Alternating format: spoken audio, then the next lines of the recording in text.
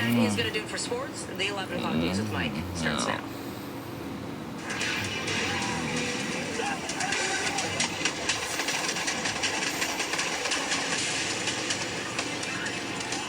Next at 11, breaking news. Authorities opened fire on a U-Haul at a protest happening right outside the entrance to Coast Guard Base, Alameda. News on KTVU. Fox 2 starts now. And good evening, everyone. I'm Mike Meebag. We want to get right to this breaking news. KTVU's Zach Sauce was there as those shots rang out. Zach, tell us more.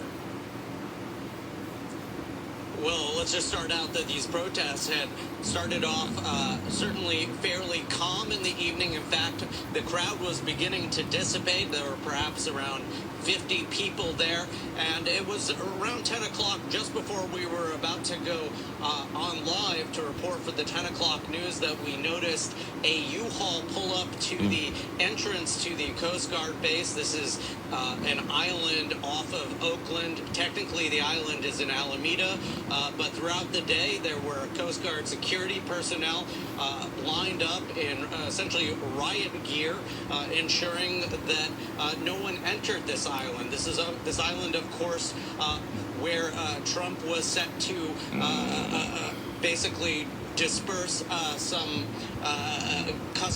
immigration enforcement workers. He eventually decided to call that off, but throughout the day the protests continued, and this U-Haul truck pulling up just before 10, it started, the driver starting to play some loud music. We were commenting to ourselves, my photographer and I, that it seemed slightly out of the norm, because you never know what's in the back of a truck like this. And it was at that point that the truck began to make a fairly evasive maneuver.